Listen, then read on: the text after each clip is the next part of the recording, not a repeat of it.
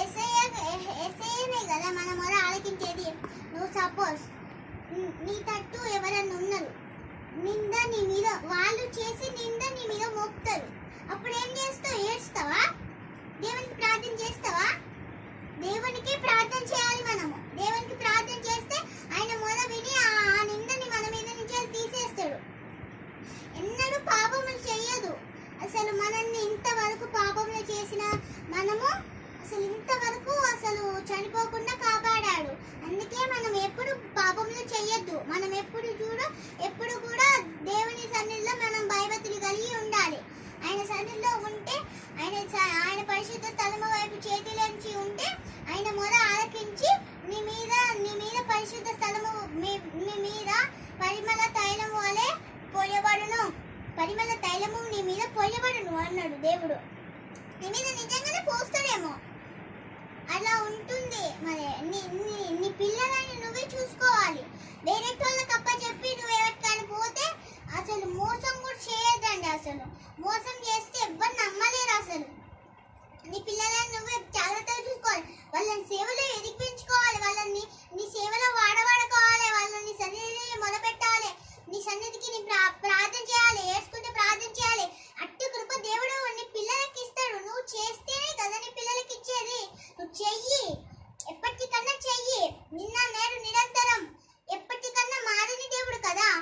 మనల్ని చూస్తున్నాడు దేవుడు. అట్టి మనం చూస్తున్నాడని భయంతో ఉండాలి తప్ప వీటిని చేస్తే మనకి ఏమి రాదు తెలుసా. మళ్ళీ ఇంకోటి కూడా, నీ మీద ఎవరన్నా మోసపొచ్చితే వాళ్ళని యేసయ్య చూసుకుంటాడు.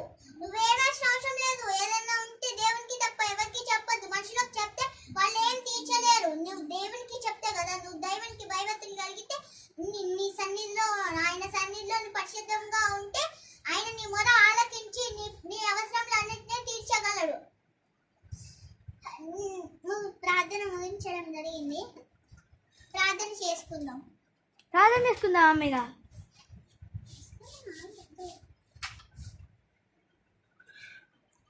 పరిశుద్ధమైన మా తండ్రి యేసయ్య, నీకే స్తోత్రమయ్యా. ఇప్పుడు విన్న వాక్యములన్నింటినీ మా బ్రెయిన్లోకి ఎక్కించండి ప్రభా. మంచిగా ఆడపడాలి యేసయ్య. ఎవరికి ఏమున్నా గృహం లేకున్నా వాళ్ళకి గృహాన్ని తెచ్చండి ప్రభా. వాళ్ళని ఆశీర్వదించండి ప్రభా. వాళ్ళ పిల్లలని వాళ్ళు చూడాలి యేసయ్య. ఆశీర్వదించి టచ్ చేయండి ప్రభా. నీకే స్తోత్రం యేసయ్య. ఇప్పుడు ఆ వాక్యం నేను ఇప్పుడు వాక్యం చెప్పినంత వాళ్ళ బ్రెయిన్లోకి ఎక్కించండి ప్రభా. నీకే స్తోత్రం యేసయ్య. వాళ్ళ పిల్లలని నీ సేవలోకి వాడుకోండి యేసయ్య. నీ దాస్కి నిలబెట్టాలి ప్రభా. నీకే స్తోత్రమయ్యా. మమ్మల్ని కరుణించండి ప్రభా. మమ్మల్ని చూచుచున్న దేవుడు యేసయ్య. నువ్వు లేవని భయంతోనే లేకుండా అల్లరి చిల్లరి వేషాలు వేస్తే యేసయ్య అట్లా వెయ్యొద్దు యేసయ్య. నీకే స్తోత్రం యేసయ్య. వాళ్ళు వెయ్యొద్దు యేసయ్య. అట్లా నువ్వు ఉన్నావని మేము భయంతో ఉండాలి యేసయ్య. నీకే మేము భయపడాలి. ఇంకా దేనికి భయపడాల్సిన అవసరం లేదు యేసయ్య. మాకు నీకే స్తోత్రం యేసయ్య. హల్లెలూయా హల్లెలూయా. స్తోత్రం యేసయ్య. నిన్న నేడు నిరంతరం ఏకరీతిగా ఉన్న దేవుడా, మా మొరని ఆలకించండి ప్రభువా. నీకే స్తోత్రం యేసయ్య. హల్లెలూయా హల్లెలూయా. స్తోత్రం యేసయ్య. సహోదరులు కూడా యేసయ్య ఐక్యతతోనే నిలవాలి యేసయ్య. వాళ్ళకి పరిమళ తైలము పొయ్యాలి యేసయ్య. వాళ్ళకి నువ్వు పొయ్యండి ప్రభువా. నీకే స్తోత్రం యేసయ్య. హల్లెలూయా హల్లెలూయా. స్తోత్రం హల్లెలూయా హల్లెలూయా. స్తోత్రం యేసయ్య. మేము ఇప్పుడు ప్రార్థన చేస్తున్నాం కూడా అందరికీ మంచి ఆరోగ్యం తెచ్చిన ప్రభావ. వాళ్ళకి ఏం అవసరాలు ఉన్నాయో అన్ని అవసరాలు తీర్చండి ప్రభువా. నీకే స్తోత్రం యేసయ్య. యేసు నామములో అడిగి పెట్టుకుంటున్నాము తండ్రి. ఆమేన్. ఆశీర్వాదం ఇస్తాను.